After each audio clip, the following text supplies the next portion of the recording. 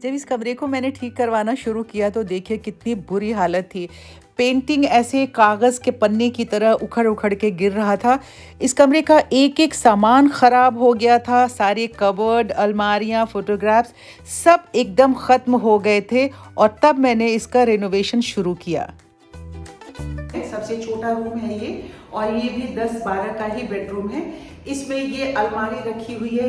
ये मेरा कमरा, सबसे छोटी मेरी बेटी का ये कमरा है। 3 महीने के इंतजार के बाद सीपेज जो था वो सूख गया। फिर भी अभी यहाँ पे हल्का हल्का सा सीपेज आप देख रहे हैं कि दिख ही रहा है, पर इसकी पेंटिंग अब पूरी हो गई है, लेकिन ये पूरा खाली है। सबसे पहले आपको खाली कमरा बिल्कुल दिखा देते हैं। ये देखिए, ये कमरा इस तरह से है।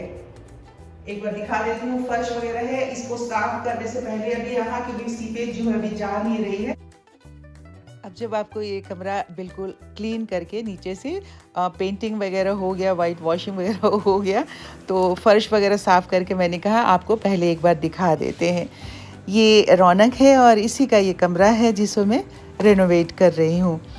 अब हुआ क्या था कि फरवरी महीने में बहुत तेज़ बारिश नहीं हुई थी जिस वक्त कि अलर्ट उन्होंने कर दिया था।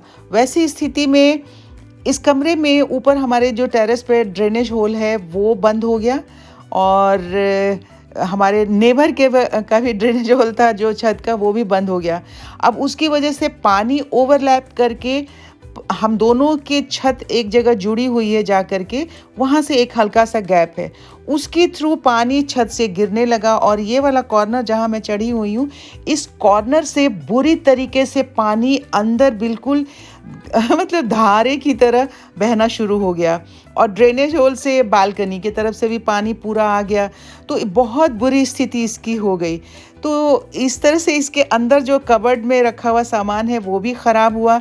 हम शादी अटेंड करके आए थे कुछ दिन पहले, अटैचियाँ रखी हुई थी, एक्सपेंसिव अटैचियाँ थी, उसमें रखी हुई मेरी बनारसी साड़ियाँ, सूट वगैरह, सब का सारा सामान ख़राब हो गया।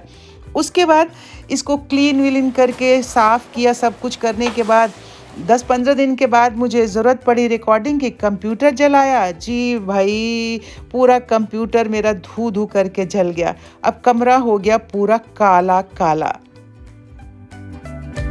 अब जब ऐसी स्थिति हो गई कमरे की तो इस कमरे का यूज़ बिल्कुल ही ख़त्म हो गया। ये बालकनी वाला हिस्सा था। मैंने कहा रेनोवेशन कर रहे हैं तो एंट्रेंस से ही देखते हैं। जब इस दरवाजे को मैंने देखा तो मेरा तो होश ही उड़ गए। मैंने कहा कि इतने गौर से कभी देखा ही नहीं था। देख रहे हैं कितनी बुरी स्थिति हो गई है। टीक वुड का ये दरवाज़ा था। मैंने डिसाइड किया कि नहीं, इसे मैं अपने हाथ से पेंट करूँगी। बस फ़ौरन उठ गई और उठ के चल दी दुकान में जा कर के मैंने देखा ये रंग वॉल का जो था उससे कॉम्बिनेशन में मैंने डोर के लिए पेंटिंग लिया। अब साथियों, जब शॉप में गई थी तो मैंने आप सबको बताया था कि मैं पेंट लेकर के आ रही हूँ और कल मैंने जब वो दरवाज़ा दिखाया था तो आपको बताया था कि इसे मुझे करना है पेंट। अब उसके लिए देखिए सारी चीज़ें लेके आई हूँ। कलर तो मुझे पसंद आ गया था जो लेना था। ये है तारपीन का तेल जो सबसे ज़्यादा ज़रूरी होता है। आप सबको मालूम है पेंटिंग के लिए जो ब्रश वगैरह धोने की ज़रूरत होती है तो उसके लिए तारपीन के तेल की ज़रूरत होती है। और ये है हैंडल, जो ब्रश हमने रोलर जो होता है रोलर के लिए ये हैंडल है तो ये लिया है। इसके बाद में अभी ज़रूरत पड़ेगी, सबसे पहले जो ज़रूरत पड़ेगी वो पेंट है और पेंट मैंने ये वाला कलर का लिया है, कंप्यूटर से बनवा के लिया है और ये तकरीबन 350 रुपये का 1 लीटर पड़ा है। और वो जो पूरा डोर है, चूँकि 15-16 साल से उसमें पेंटिंग नहीं हुई थी, उसमें पहले पॉलिशिंग हुई थी। आपको बताया कि वो मेरा टीक वुड का दरवाज़ा बना था, लेकिन 16 साल से पेंटिंग नहीं होने की वजह से वो दरवाज़ा एकदम कंडम हो गया है, जो आपने देख लिया है पहले। और ये बेस के लिए मैं लेकर के आई हूँ प्राइमर जो होता है, वो हाफ लीटर प्राइमर लेकर के आई हूँ। ये मिला है मुझे 124 रुपये का। और इन सब को लगाने के लिए सबसे पहले हमें इसकी सैंड पेपर की ज़रूरत होगी, जिससे कि अगर ज़रा सा भी खुरदरापन है वो हटाया जाएगा। और ये 3 नंबर का ब्रश लिया है। अब इतने सारे सामान के साथ में मैं उसकी पेंटिंग शुरू करती हूँ। सबसे पहले हमें थोड़ा नीचे जो पोर्शन है ख़राब है उसे कट करना है। अब इसके बाद मैंने कहा कि काम शुरू करते हैं, तो जल्दी से मैं नाइफ़ लेके आ गई किचन में। थोड़ी-सी शार्प वाली नाइफ़ थी, उससे पूरा ये नीचे वाला जो पोर्शन था इसको मैंने पहले कट किया। कट करके बिल्कुल एक-एक बारीकी से निकाला। अगर आप ऐसा कुछ पेंटिंग वगैरह कर रहे हैं तो ध्यान रखिएगा कि इन लकड़ियों में रेशे होते हैं, अगर बारीक सी भी उँगली में कहीं फँस जाए ना, तो बाद में वो पस कर देता है और बहुत तकलीफ़ देता है। तो इसलिए आप ग्लव्स पहन लें, और अगर करना हो तो किसी की देख रेख में आप इस काम को करें। फिर उसके बाद सैंड पेपर लेकर के आई थी मैंने, कट वट करके जितनी लकड़ियाँ थी रेशे निकाल के, और पूरे दरवाजे में और विंडो में दोनों में मैंने सैंड पेपर मारा। और उसके बाद प्राइमर आज मैंने इसमें पूरा लगा दिया है दरवाजे में। अब प्राइमर सूख गया था।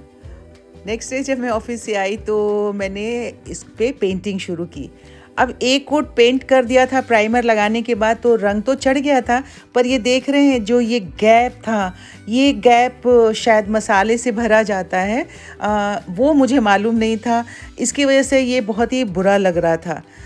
उसके बाद ये स्टडी टेबल था, ये अलमारी थी, सबको धीरे-धीरे, ये एक दिन का नहीं है, मैं आपको ये कम से कम 7-8 दिनों का रिज़ल्ट दिखा रही हूँ। उसके बाद लास्टली मैंने इस जाली को पेंट किया, ब्लू कलर लेके आई। ये वही वाला ब्लू कलर है जो मैंने ऊपर कबर्ड पेंट किया था।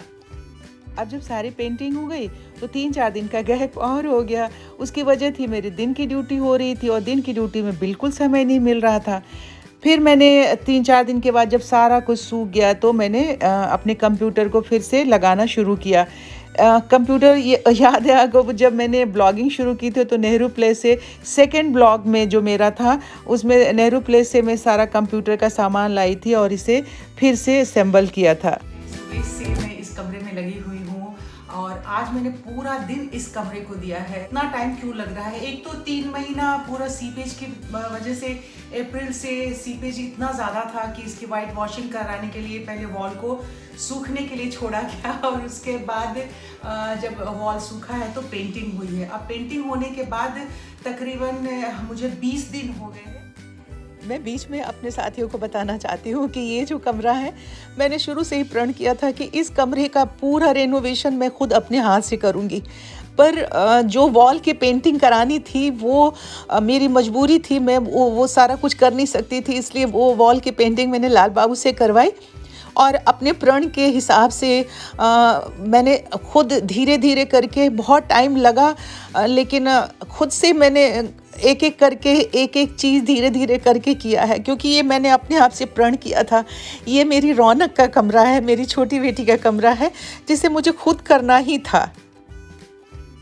कल जब आपसे मुलाकात हुई और बात हुई, उसके बाद मैं कुछ और न कर पाई न कह पाई आप सबसे। अब आज फिर नेक्स्ट डे हो गया है। आज फाइनल करना था मुझे इस कमरे को। कर्टेन वगैरह मैंने मंगवाया था नया, पहले इसका जो कर्टेन था वो उतार दिया था मैंने, चेंज करना ही था। और एक ये कमी थी ये लाइट्स लगाने की, तो ये लाइट्स लगाया।